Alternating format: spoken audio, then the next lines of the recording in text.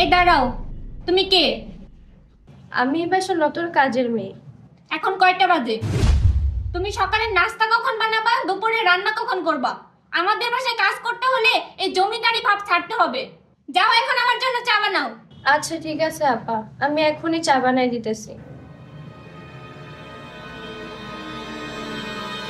আপা এই যে আপনার। এই ছোট লোকের বাচ্চা, সামান্য একটা চা দিতে শিখছ নাই, এখনই জায়গাটা পরিষ্কার কর। মা, তুমি আমার থাপ্পড় দিলে কেন? তুই লেখাপড়া শিখে তা মানুষ হইতো, মানুষ হইতে পারস নাই। মানুষের সাথে কিভাবে কথা বলতে হয় সেটাও তুই শিখস নাই। তুই জানাস ওকে? আন্টি বাদ দেন না, আপা বুঝতে পারে নাই। এই তুই চুপ থাক, তুই আমাদের মা মেয়ের মতো কথা বলতে আসবি না। আজ তোর জন্য মা আমার গায়ে হাত তুলছে। আচ্ছা মা, তুমি ওর কথা কিছু মনে করো না, যাও তুমি কাজ করো গা। আচ্ছা আন্টি। মা, তুমি একটা সামান্য কাজের মেয়ের জন্য আমার গায়ে হাত তুলছো? আমার ভাবতে অবাক লাগে, তুই আমার মেয়ে, আমার মেয়ে মানুষের সাথে খারাপ ব্যবহার কিভাবে করে।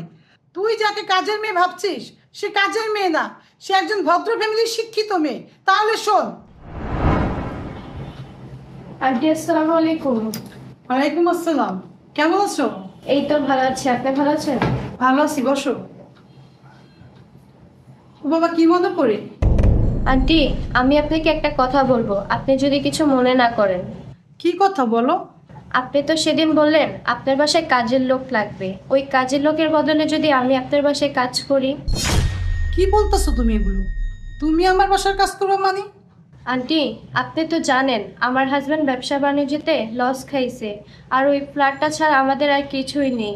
ও অনেক জায়গায় চাকরি খুঁজতেছে কিন্তু কোথাও চাকরি পাচ্ছে না, আর আমাকেও চাকরি করতে দিবে না। তাই আমি ভাবছি ওকে না জানায়া আমি আপনার বাসায় কাজ করব, তাহলে আমার খুব উপকার হবে আর ওকেও আমি হেল্প করতে পারবো।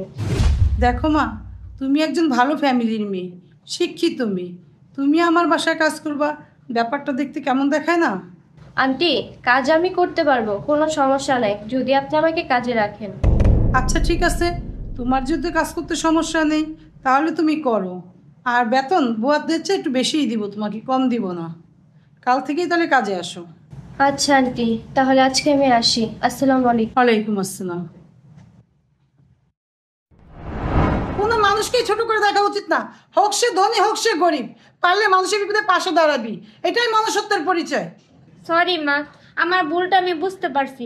আমার আসলে ওর সাথে এই খারাপ ব্যাপারটা করা উচিত হয় নাই। মা, তুই যে তোর ভুল বুঝতে পারছস তাতেই অনেক কিছু।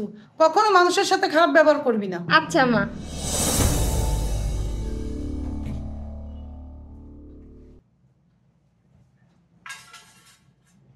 ঈশা, ঈশা, এদিকে আয়।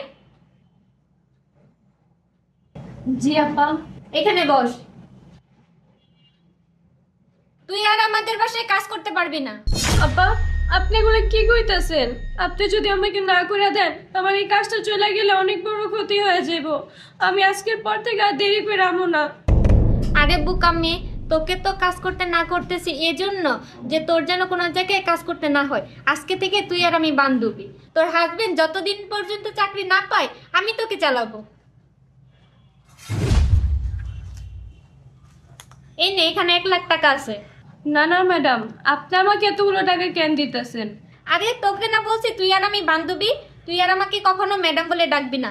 এই নে টাকাটা ধর। আজকে আমি তোর বিপদে পাশে আছি, তুইও আমার বিপদে পাশে থাকবি। আর বোন শোন, তখন আমি না জেনে শুনে তোর সাথে অনেক খারাপ ব্যবহার করছি, তুই আমাকে ক্ষমা করে দিস। আরে তুই না বললি তুই আমার বান্ধবী, আর বান্ধবীর কাছে কি কেউ ক্ষমা চায়? হ্যাঁ তুই ঠিকই বলছ।